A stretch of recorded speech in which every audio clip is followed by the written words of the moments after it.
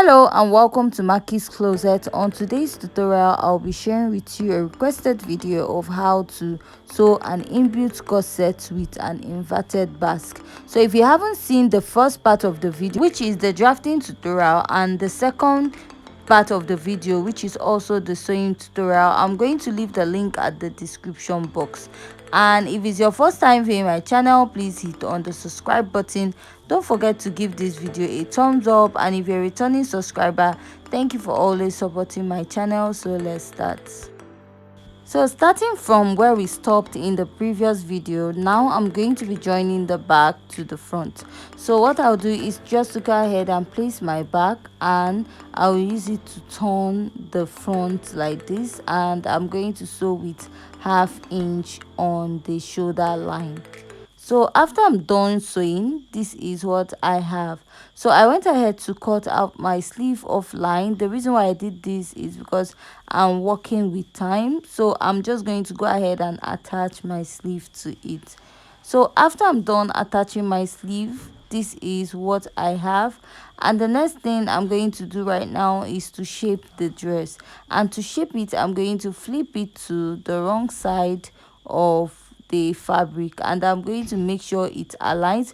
So when you're doing yours, you can go ahead to pin yours down. So I'm just going to show you how I'm going to shape this particular dress, and I'll go ahead to do mine. So next, I'm going to mark my underbust, place my tape where I started joining my cup at the lower part, and place it from that point, and mark my shoulder to bust point.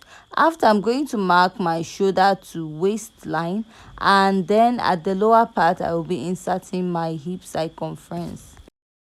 So I'm going to go ahead and place my tape at the bust part, and what I have at that point is 19.5, and my bust circumference is 33 divided by 2. I have 16.5. 19 minus 16.5, I have 3 inches, and I'm going to share 1.5 at both sides. So by the time I'm done measuring, what I'm going to have is 16.5 inches. At the underbust, I'll go ahead and measure what I have there. At the underbust circumference, I'm going to go ahead to measure, and what I have is 17. My underbust circumference is 28. 28 divided by 2, I have 14. So 17 minus 14, I have 3 inches left. So I'm going to mark 1.5, making it 3 inches. At the waistline, I'm also going to measure what I have, and I also have 17 inches there. So my waist circumference is 28 divided by 2. I have 14 inches. So what I'm going to do right now is that 17 minus 14, I have 3 inches, and I'm going to share 1.5 at both sides. So measuring what I have at the hip, I have 19, and my hip circumference is 40 divided by 2, which is 20. So that's not a problem actually, because I'm just going to go in by 1 inch at the lower part of this dress. So why I'm doing that is so that by the time when I'm done shaping, my dress is not going to have ears. It's not going to bulge out by the sides, but you can still mark your hip. But I like taking in half or 1 inch from my original measurement. So I'm going to measure what I have at my armhole round is 16 divided by 2. I have 8, and I'm just going to go ahead and mark it at that point and shape down with 1 inch at the sleeve. So after I'm done shaping, this is what I have. Right now we are going to be inserting the boning to this dress. So for this particular dress, I'm going to be using a sewable boning. That's a regular boning, because we're actually going to sew on top of the dress later. So you can go ahead to wrap up the mouth of your boning with your sellotape, or you can just bone it up a little with your lighter. So, and I'll just go ahead and pass all my boning. So if you wrap your boning with sellotape, it makes it more easier for it to pass through your boning channel. So I'll just go ahead and insert all the boning to the dress, and don't also forget the part at the loop. Also, you're going to insert boning to it. With that way, it's going to hold the back of your dress when you lace up the back. And I'll also go ahead to attach boning or pass my boning through the boning channel at the back of the dress also. So after I'm done, the next thing is to go ahead to wrap up the mouth of my dress. So this is a fabric that I have and is about 2.5 inches. You can use 3 inches on fold, and I'm going to fold the edge this way, place it on my fabric, and I'm going to stitch with half inch. When I get to the joining by the side, I'll open it up and I'll go ahead to sew with half inch round to the end, and then I'll cut this up. And after I'm done sewing, I'm going to turn it to the other side, just the way you sew your bias to your dress. I'm just going to flip and sew it on that part. So after I'm done sewing, this is what I have and this is how it is looking like. And next will be attaching the modesty panel we made. So on this part that we joined at the back, that is where I'm going to be joining my modesty panel to. I'm going to top stitch on that line at the back. So after I'm done top stitching, this is what I have for the upper part of my dress, and now we'll be moving to the lower part of my skirt. So this is the front part of my skirt already, and this is the lining that I cut out for it. So I just had to join my lining at the middle. So I minus 2.5 inches from the actual length of my lining, which is supposed to be the actual length of my skirt, and I'll go ahead and place it together and I'll stitch with half inch. So the reason why I did that is to have a turn up effect when I'm sewing. So after I'm done sewing, I'm going to flip my material and I'm going to place my lining and go ahead to stitch with half inch by the both sides. So after I'm done stitching, whatever I do to this part, I'll also be doing it to the back pattern, and this is my back pattern right here. I will just go ahead, place it together, measure about 6 to 8 inches depending, and I will stitch down. So after doing that, I will insert my zip and I'm just going to place my skirt together. Now I'm going to be marking my body measurement. So I'll place and mark 7 inches for my hip line, and on top I'll be marking my waist circumference. So I'm just going to measure what I have there and I'm going to divide it and mark my waist circumference at both at the upper part. And after that, I'm going to measure that part that I marked as my hip point, sorry, and I'm going to insert my hip circumference at that point. So after I'm done inserting my hip circumference, the next step is to take the line down. So I'm just going to mark 1.5 at both sides of the lower part of my skirt. So if you want your skirt to be more fitted, you can just go ahead and mark 2 inches.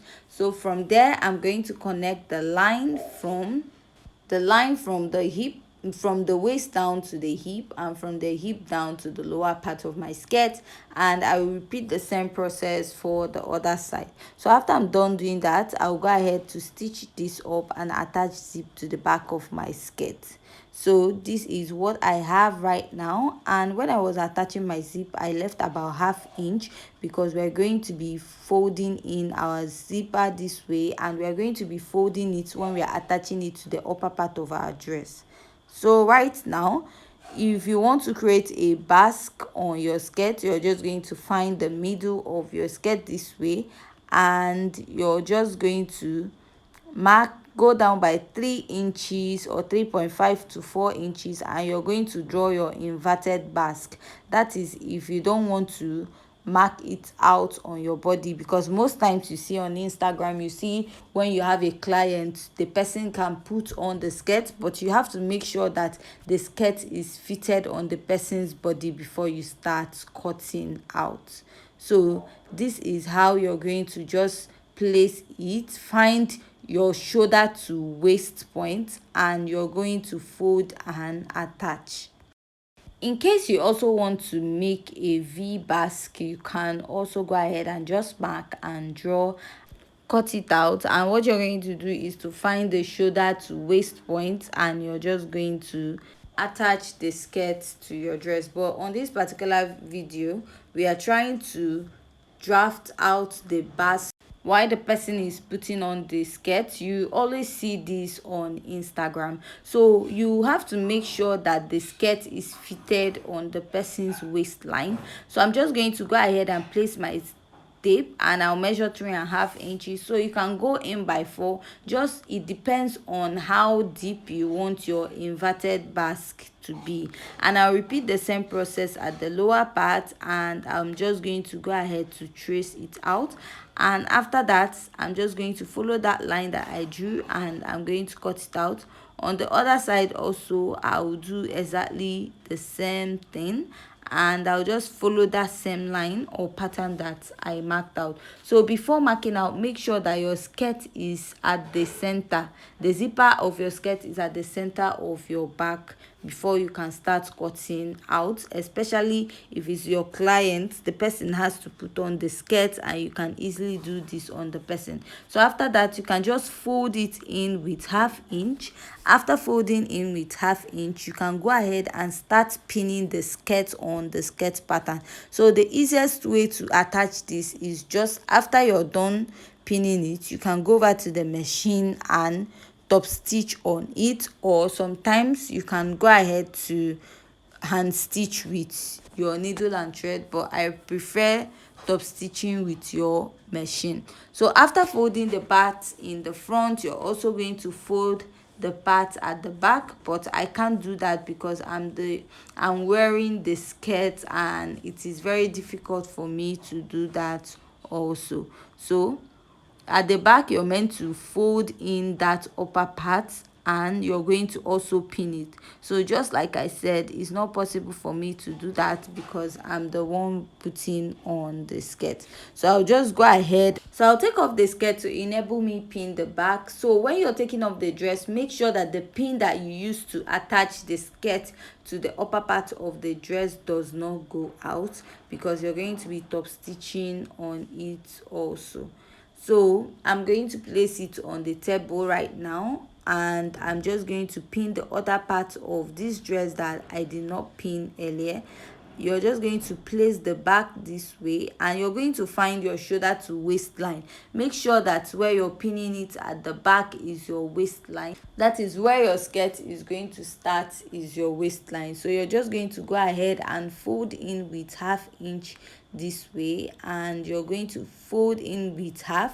So you just continue doing that to your done pinning at the other side. So watch me while I do that. So please, at this point, if you find this tutorial very interesting and educative, please hit on the subscribe button if you haven't yet subscribed. So, and if you're a returning subscriber, please leave your comment at the comment section. If you have any question pertaining this video, you can just go ahead and ask at the comment section. So I'll continue pinning at the back of the dress just this way. So when I get to that part that has my modesty panel, I'm still going to pin, but when I'm pinning, I'm going to make sure I don't pin down the modesty panel, just on the back of the dress. And when you're also stitching, also when you get to that point that has the modesty panel, you're just going to lift it up a bit and then continue stitching the other way. And I'll just go ahead and fold in my zipper allowance. So whatever I do to this side, I'm just going to go ahead and pin the other side of my skirt also. I'm going to go ahead to follow the same process also for this side. So after I'm done doing that, I'll just go over to the sewing machine. I'll carefully stitch on top of the dress on that part that I have pinned. So this is my final result, and if you haven't yet subscribed to my YouTube channel, please hit on the subscribe button, and don't forget to give this video a thumbs up. See you in our next video. Thanks.